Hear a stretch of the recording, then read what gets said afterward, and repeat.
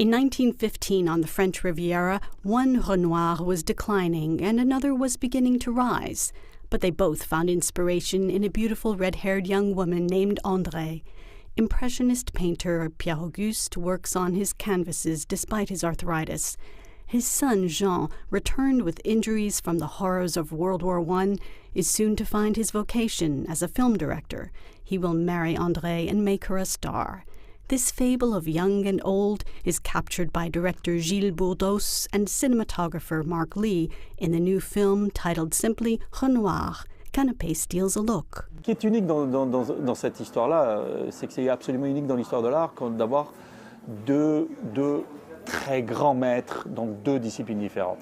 Mais ce qui est encore plus unique, c'est cette histoire spécifique, que cette jonction entre un père, grand peintre et un fils grand cinéaste est fait par une jeune fille qui a fait la jonction entre les deux, qui a fait la jonction entre donc, la peinture et le cinéma, puisqu'elle a été la dernière muse d'Auguste Renoir, celle qui lui a permis de peindre tous ses derniers tableaux, et elle va être la première femme, la première épouse, et celle qui va surtout montrer le chemin à Jean, qui va lui dire « c'est ça que je veux devenir une actrice, et tu vas faire du cinéma pour moi ». Donc la jonction entre le père et le fils, entre la peinture et le cinéma, entre deux grands artistes, c'est fait par une jeune fille de 17 ans qui était orpheline, qui a un jour débarqué aux Colettes, et qui a insufflé cette vitalité-là. Et ça, c'est vraiment absolument unique dans l'histoire de l'art, puisque André est à la fois dans les derniers tableaux de Renoir à Orsay et à la Cinémathèque de Paris, dans tous les films muets de Jean, et particulièrement Nana. Elle est la Nana de Jean. Et cette histoire n'a pas été racontée en France, jamais. Elle est très peu connue, personne ne s'y est intéressé. De 1945 à maintenant, il y a eu une seule interview faite de André. Et donc, il me semblait que c'était bien que moi je fasse le travail de réhabiliter cette jeune fille qui a été oubliée par tous.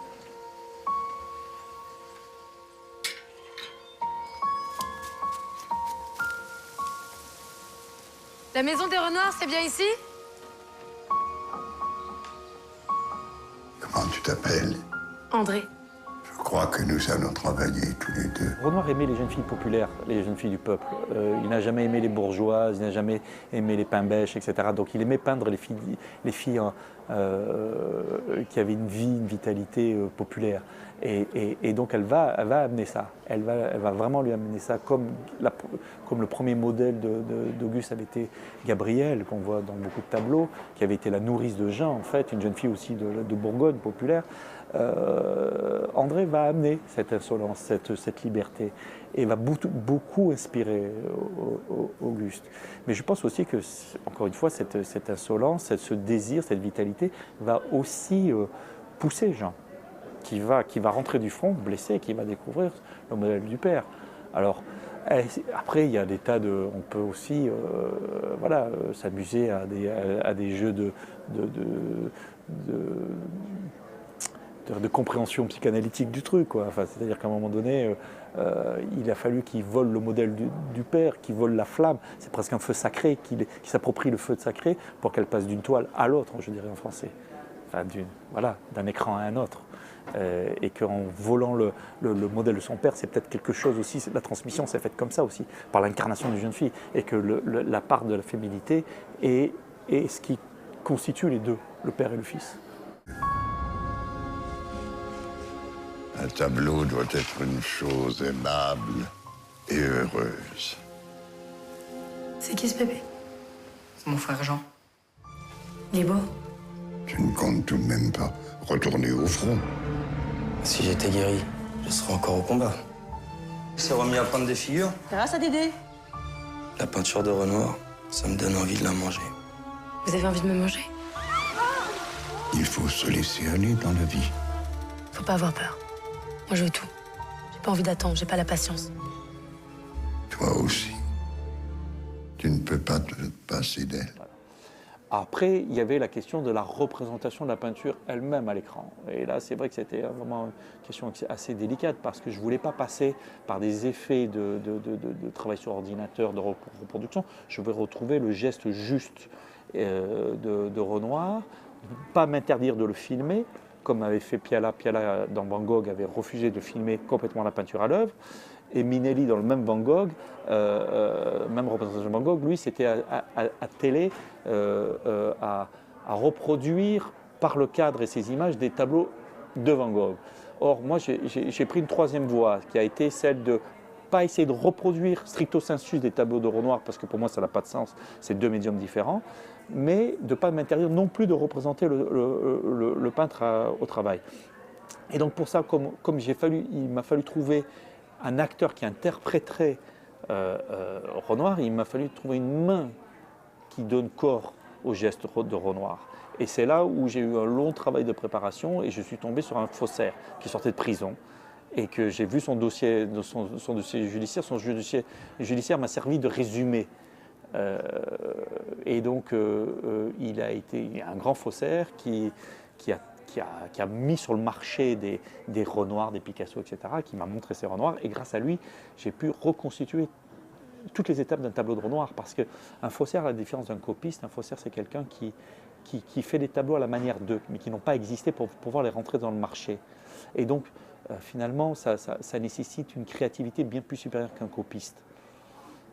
Donc, il faut comprendre le mécanisme profond d'un artiste, il faut trouver son geste. Et grâce à Guirib, donc ce faussaire, on a pu d'abord reproduire tous ces tableaux à l'écran. Et surtout, moi, en décomposant un tableau de Renoir, j'ai pu comprendre énormément de l'œuvre de Renoir par le geste du praticien et pas uniquement par les théoriciens. Et ça a été un élément absolument décisif de la fabrication du film.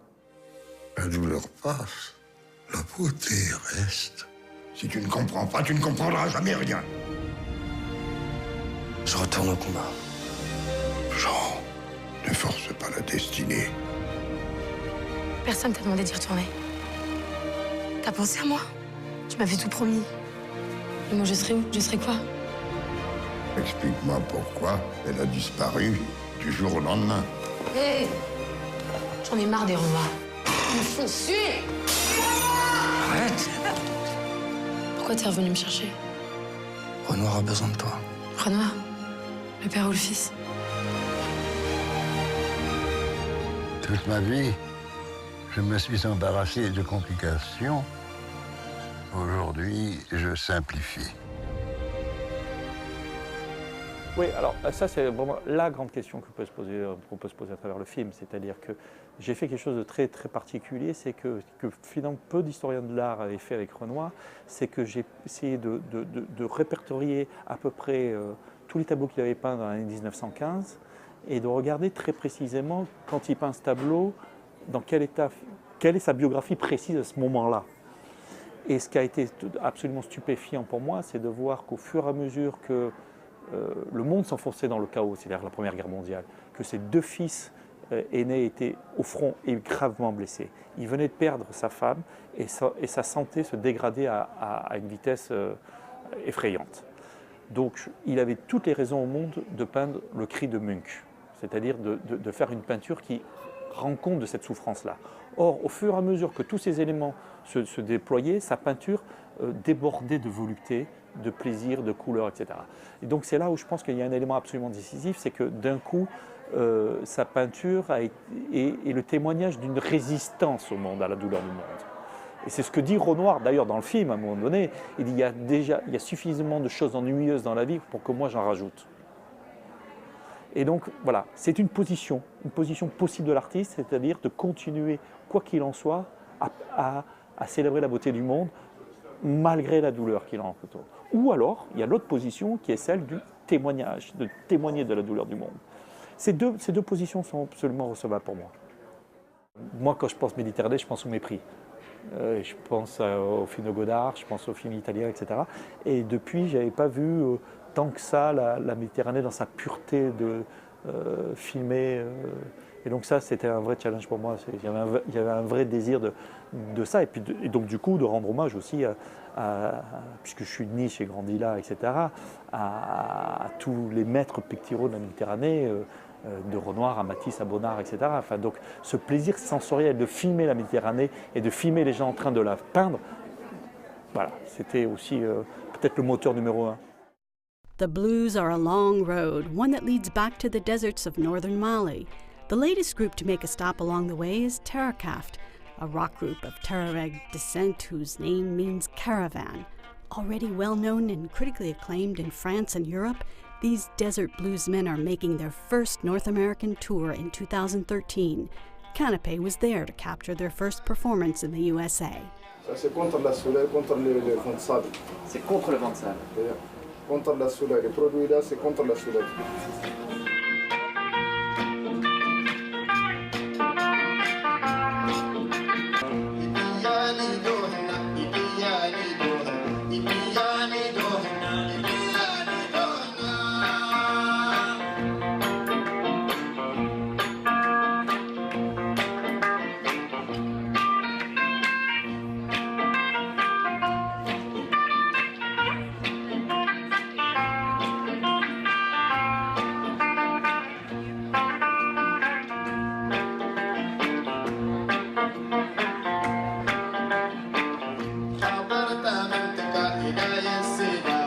Le thème de cet album, c'est un album Kaltamash dans des albums qu'on a fait avec Christine Dams.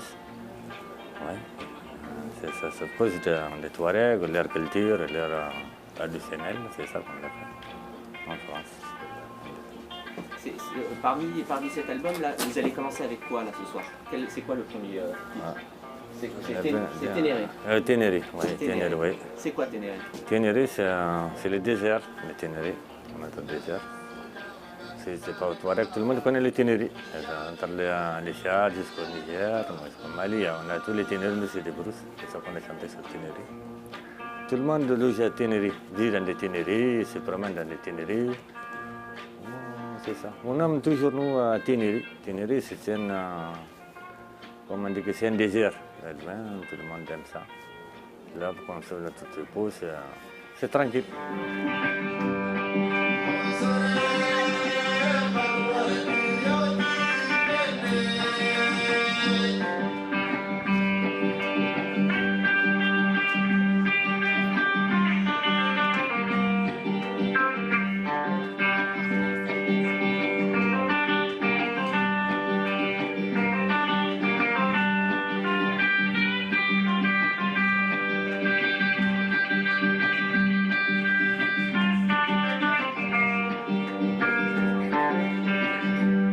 Aujourd'hui, est-ce que c'est facile de faire votre musique au Mali? Maintenant ça va, mais avant, il y a quelques mois qu'on ne peut pas faire. C'est interdit la musique pour nous, on a déjà arrêté. Pourquoi elle était interdite la musique? Parce que c'est les gens qui sont venus changer des lois d'avant. Comme on dit que les islamiques, ils ont dit que la musique est interdite, les ballons interdits. Il y a beaucoup de choses qui ont changé. Est-ce que c'est pas de la musique traditionnelle ou c'est parce que... Toutes les musiques, même tu chantes avec ta main, ta bouche, c'est interdit, d'écrire, c'est interdit. Bon, ça a touché nous, les artistes. On n'est pas content de cette législation qui est venue changer la culture des gens. Faire notre culture, même lorsqu'ils sont venus de parler ça, nous, on n'est pas d'accord de cette histoire. On dit nous, on continue notre musique. Notre musique continue, c'est obligé.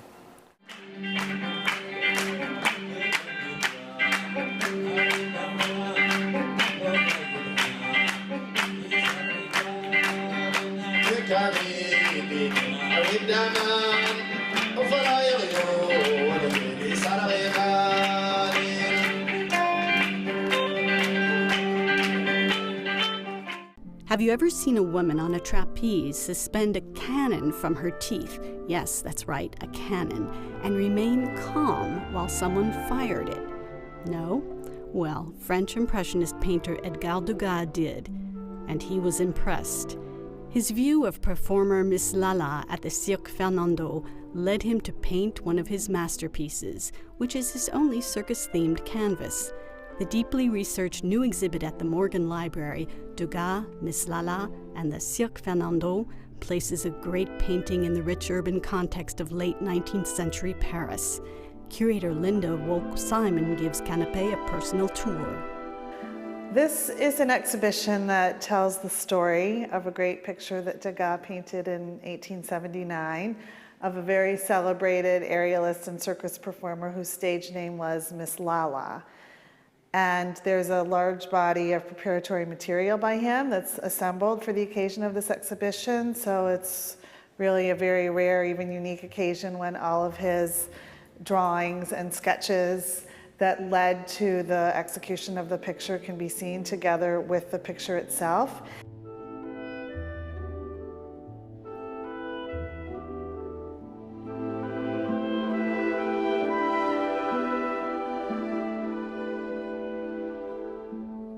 We know a fair amount about the circuses in Paris. They attracted all different segments of society. Different ones catered to different elements of society. But the Cirque Fernando, where this picture was set, we know that members from all different classes sort of convened there and literally brushed skirts against each other, as one contemporary chronicler records. So for Degas, who really was always literally on the prowl around the city looking for new subject matter, edgy subject matter that really resonated with ideas about modernity and modern life, the circus was a sort of naturally appealing venue for him.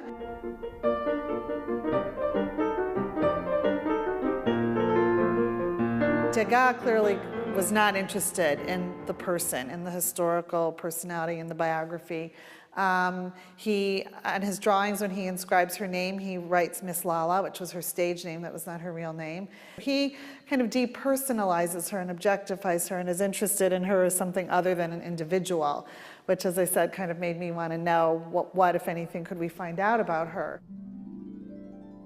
Well, she was an extraordinarily gifted aerialist and acrobat who was capable of myriad amazing feats.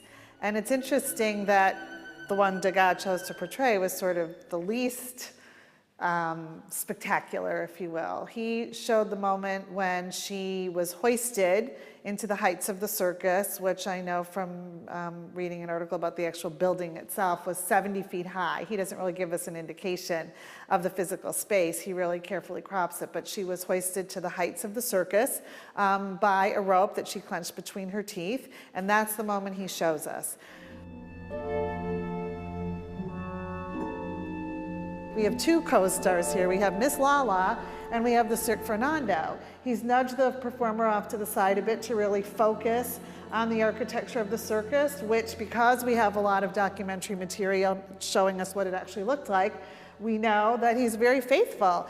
So you have this careful attention to the architecture, this focus on the figure. They seem to be, on the one hand, two sort of unrelated components, with the architecture being shifting and moving and the performer being fixed and immutable. But ultimately, there's this perfect fusion and synthesis of the figure and the architecture that he achieves by having the figure really conform to the matrix of the architecture itself. So we have her upraised right arm completely and exactly echoing the angle of the rib of the ceiling to her right. We have her vertical torso really sort of conforming as though the column behind her is going right up through her spine. The angle of her legs is picked up exactly and the rib coming out beneath her feet. So we have this fusion of opposites, so something that's immediate and shifting and temporary with something that's timeless and immutable, this ultimate, as I said, sort of perfect fusion. And what's ultimately, I think, timeless and iconic about this image is the manner in which Degas invokes and evokes and sort of paraphrases a time-honored iconographic theme, one that he would have known from his many years in Italy and his immersion of old masters, this image of a saint rising in triumphant apotheosis, transformed by light, absorbed by light, ascending into a light-filled heaven, that this really is a secular recreation of that theme. So as a sacred angel or saint becomes in Degas' hands as the archetypal secular image of a circus performer who is not propelled by clouds or cherubs or some other divine agency, but rather by the very material means of a rope. So he creates this illusion, and at the same time he punctures it with this sort of supremely ironic nod to modernity. Many documentaries inform and argue. A privileged few immerse spectators without judgment into experiences they are unlikely to have on their own. The new film by directors Verena Paravel and Lucien Castin-Taylor, Leviathan, takes the viewer out for a night of commercial fishing on a trawler off the coast of New Bedford, Massachusetts. There is little dialogue, no narration, and a ferocious antagonist, the sea. No aspect of the rigors of fishing goes unrecorded. Canapé heads to the high seas to join the crew.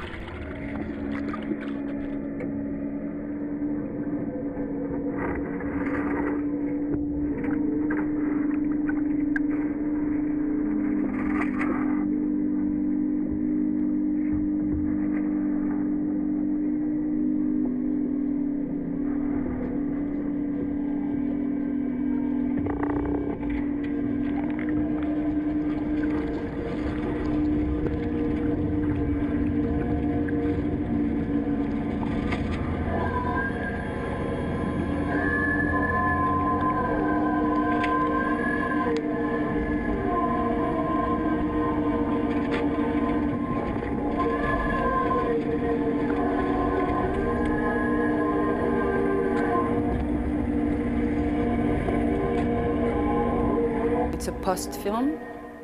It's a monster, and maybe this is why Leviathan is a title that that works for that film, because the Leviathan is always described. So in the Bible, it's described, but in a way that is very abstract, where it's like you never know exactly if it's a crocodile or if it's a serpent. Yeah.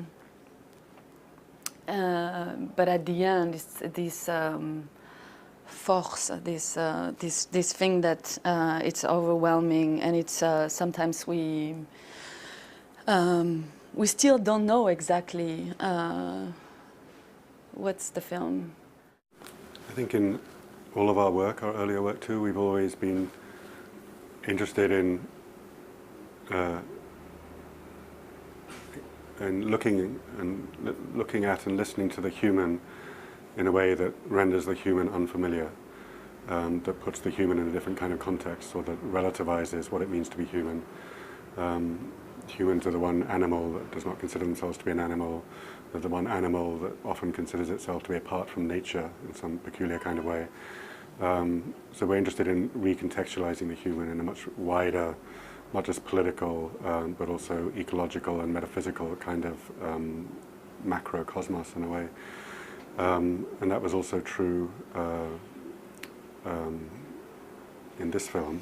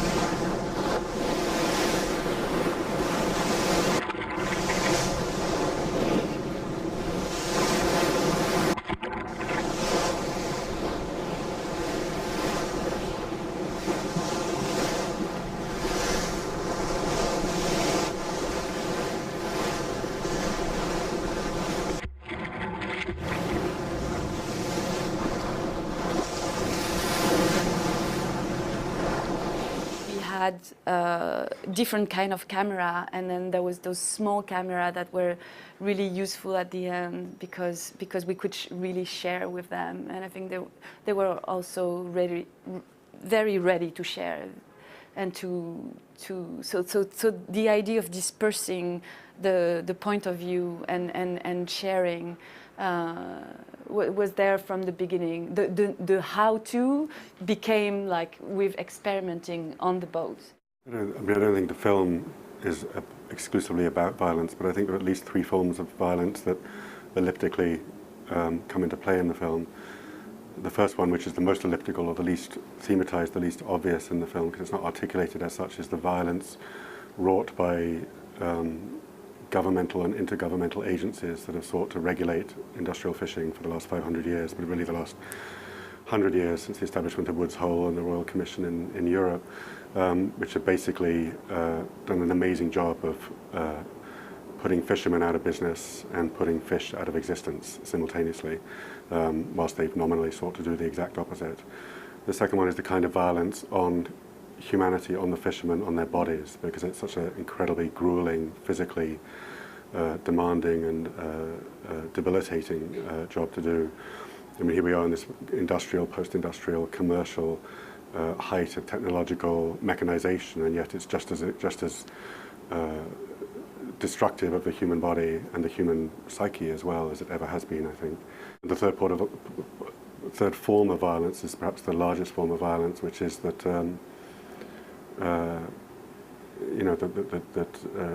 there's this sort of conspiracy of depletion that has gone on between governments and scientists and fishermen, which has resulted in this wholesale sort of massacre of marine resources in the oceans, in which the fishermen themselves have been reduced to being just bit players, and they've been as much objects of this violence as have the fish, as have their catch.